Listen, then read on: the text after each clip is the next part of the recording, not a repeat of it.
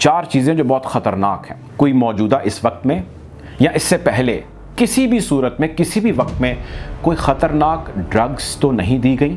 جو مبینہ میاں بیوی کا رشتہ ہوتا ہے اس کو ڈٹرمن کرنا کہ اس کو کیا گیا ہے، کس حد تک کیا گیا ہے، اور کیا ایک ہی شخص ہے جس سے کیا گیا ہے۔ اس میں سلو پوائزن کا ذکر ہے، اور اس سلو پوائزن کا ذکر ابھی ریسنٹلی اینکر عمران ریاض خان نے بھی کیا کہ اس بچی کی مینٹل سٹیٹ کیسی ہے، یعنی کہ اس وقت جو اس کی حالت زار ہے وہ کیسی ہے۔ بسم اللہ الرحمن الرحیم، السلام علیکم، آپ دیکھ رہے ہیں ویوز میٹر، میں ہوں Murtaza Dar. Medico legal opinion, جس کو عام زبان میں MLO بھی کہا جاتا ہے، یہ بڑا ضروری ہے۔ اس کے حوالے سے عدالت نے فیصلہ کمنگ منڈے کو سنانا ہے۔ میں آپ کے سامنے کچھ چیزیں رکھنے جا رہا ہوں، اور میں امید کرتا ہوں کہ اگر تو آپ تھوڑی سی دانست رکھتے ہیں، سمجھ رکھتے ہیں، تو آپ کچھ چیزیں میں نہیں کہوں گا لیکن وہ چیزیں آپ پک کر جائیں گے، اور میں یہ ازیوم کرتا ہوں کہ جو چیزیں میں کہوں گا اس کی حدت اور شدت آپ سمجھ پائیں گے۔ جو مغویہ بچی ہے، جو کراچی کی ہے، جو کیس کا اب نیا نام ظہیر ورسز اسٹیٹ ہے، یہ خاصا سینسٹیو معاملہ ہو چکا ہے، اور اس معاملے کے اندر اس کا پیرافینیلیا یعنی اس کا حجم اتنا بڑا ہو چکا ہے کہ بہت سارے اداروں کو بھی سمجھ نہیں آ رہی۔ MLO میڈیکل لیگل اوپینین لیے جانے کے حوالے سے، یعنی کہ اس کا میڈیکل کرائے جانے کے حوالے سے عدالت سے پولیس افسر نے درخواست کی، یعنی پولیس افسر نے عدالت سے یہ کہا کہ مجھے اس بچی کا MLO یعنی میڈیکل کرانا ہے۔ عدالت نے منڈے تک فیصلہ مؤخر کر دیا۔ میں آپ کے سامنے آج کچھ حقائق رکھنے جا رہا ہوں کہ یہ MLO میڈیکل رپورٹ یہ جو بھی ہونی ہے، یہ کیوں ہونی ہے اور یہ کتنی ضروری ہے، اور کس چیز ہے جس کا خدشہ ظاہر کیا جا رہا ہے۔ اور میں آپ کو آج یہ بھی بتاؤں گا اپنے ذرائع سے کچھ انفارمیشن کہ موجودہ انویسٹیگیشن آفیسر سعید رند کے اوپر اس وقت کتنا پریشر ہے، اور پریشر ان کے اوپر ظہیر اینڈ کمپنی کی جانب سے ہے۔ پریشر ان کے اوپر اس وقت اس چیز کا ہے کہ یہ MLO نہ کرایا جائے، نہ ہونے دیا جائے۔ اس کے باوجود میری اطلاعات کے مطابق انہوں نے اس کی اپلیکیشن بھی دی، اور انہوں نے اس کے کرائے جانے کے اوپر زور بھی دیا۔ اس کا قطعی تعلق بچی کی ایج ڈٹرمن کرنے کے حوالے سے نہیں ہے، اس کا تعلق جن چیزوں کے حوالے سے میں آپ کے سامنے رکھ دیتا ہوں۔ سب سے پہلی چیز، 4 چیزیں جو بہت خطرناک ہیں۔ سب سے پہلی چیز یہ کہ یہ چیک کرنا ہے آیا بچی کو کوئی موجودہ اس وقت میں یا اس سے پہلے کسی بھی صورت میں کسی بھی وقت میں کوئی خطرناک ڈرگز تو نہیں دی گئیں، یا خطرناک اس کو منشیات تو نہیں دی گئیں، یا خطرناک اس کو ادویات تو نہیں دی گئیں۔ یعنی پہلی چیز یہ کہ اس کو، جس کا بہت سارے لوگ خدشے کا اظہار کر رہے تھے، اس بچی کو کوئی ڈرگز نشاور کوئی چیز بہت ہائی پوٹینسی کی دی گئی ہے یا نہیں دی گئی۔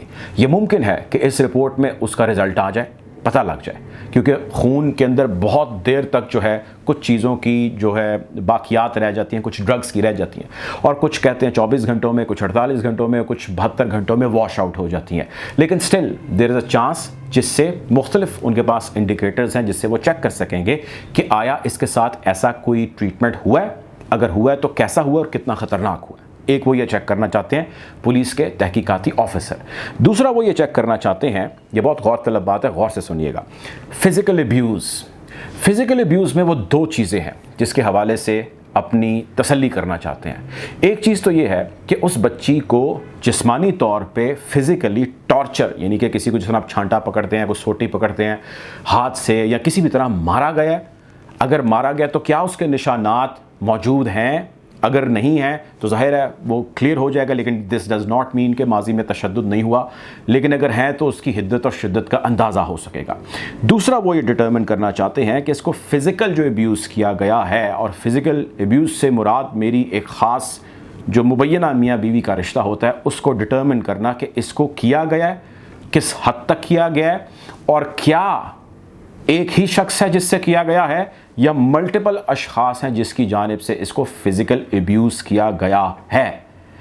غور طلب چیز ہے، اگر آپ سمجھدار ہیں تو آپ سمجھ گئے ہیں کہ میں کیا کہنا چاہ رہا ہوں۔ پولیس کو اس وقت کس چیز کا خطرہ ہے، یا پولیس کو اس وقت کس چیز کا شک ہے، یہ وہ انفارمیشن ہے جو میں آپ کو اپنے ذرائع سے دے رہا ہوں۔ تیسری چیز پولیس کو جس چیز کے حوالے سے ڈٹرمن کرنا ہے، یہ بھی بہت غور طلب ہے۔ وہ چیز یہ ہے کہ چونکہ ٹیکنالوجی ہر گزرتے دن کے ساتھ بہت ایڈوانس ہو چکی ہے اور اتنی ایڈوانس ہے کہ ہم عام لوگ شاید اس کا بھی اندازہ نہیں لگا سکتے. آپ کو شاید اندازہ ہو کہ آپ نے کچھ دن پہلے اگر آپ پاکستانی پولیٹیکل نیوز سنتے ہیں سمجھتے ہیں تو آپ کی ذہن سے یا آپ کی نظر سے خبر گزری ہوگی جس میں سلو پوائزن کا ذکر ہے. اور اس سلو پوائزن کا ذکر ابھی ریسنٹلی اینکر عمران ریاض خان نے بھی کیا اور انہوں نے کہا کہ مجھے شک ہے کہ مجھے سلو پوائزن دیا گیا اور میرے جسم کے اندر اس قسم کی ریاکشن ہو رہے ہیں, تبدیلیاں ہو رہی ہیں اور میں اس کے ٹیسٹ کے لیے باہر بھی جانا چاہتا ہوں. لیکن this is one of the allegations جو عمران ریاض خان نے ریز کیا. آپ کو یاد ہوگا اس سے چند ہی ہفتے قبل ایف آئی اے کے ایک ڈائریکٹر کی ہارٹ اٹیک سے ڈیتھ ہو جاتی ہے. اس میں بھی پاکستان تحریک انصاف بڑی جماعت ہے وہ سلو پوائزن کا اشارہ کرتی ہے. ایف آئی اے کے ڈائریکٹر سے پہلے تحقیقاتی آفیسر تھا جو نون لیگ کے کیسز کی تحقیقات کر رہا تھا, اس کو بھی ہارٹ اٹیک ہوا اور اس کے اوپر بھی یہ ایلیگیشن ریز کیا گیا کہ اس کی بھی موت سلو پوائزن سے ہوئی ہے. بہت ساری تحقیقات کا دائرہ بہت وسیع کیا جاتا ہے, ہر حوالے سے چیز کو چیک کیا جاتا ہے. یہ وہ چیزیں ہیں جو شاید ممکن ہے سننے میں آپ کو اچھی نہ لگ رہی ہوں, لیکن اس وقت جو تحقیقات ہے میری اطلاعات کے مطابق وہ ان ڈائمینشنز کے گرد گھوم رہی ہے کہ خدا نہ خواستہ اس بچی کو کوئی ایسی چیز تو نہیں دی گئی, یعنی اس چیز کے آپ فوائد سوچیے اگر خدا نہ خواستہ ایسا کچھ ہو جائے تو کیا ہوگا پھر. سو دس از اندر تھنگ جو وہ چیک کرنا چاہتے ہیں. اس سے اگلی چیز اور آخری چیز یہ ہے کہ اس بچی کی مینٹل سٹیٹ کیسی ہے, یعنی کہ اس وقت جو اس کی حالت زار ہے وہ کیسی ہے, اس کو ڈٹرمن کرنا ہے, اس کو چیک کرنا ہے کہ وہ جو کچھ بھی کر رہی ہے وہ ابھی موجودہ اس ظاہر ہم یہ ایزیوم کرتے ہیں, ہمیں کلیئر ہے کہ وہ ظاہر ہے بہت زیادہ پریشر میں ہے, لیکن وہ چیک یہ کرنا ہے کہ اس کا پریشر یا اس کا حجم یا اس کی حدت یا اس کی شدت کس حد تک ہے, وہ اس کو کتنا ڈیمیج کر رہی ہے. سو اوور آل یہ 4 مین یونراز ہیں یا یہ 4 مین کیٹیگریز ہیں جس کے اندر تحقیقاتی جو ہمارے افسران ہیں ان کو یا جو اس وقت تحقیقاتی ٹیم ہے اس کو سخت پریشرز کا سامنا بھی ہے.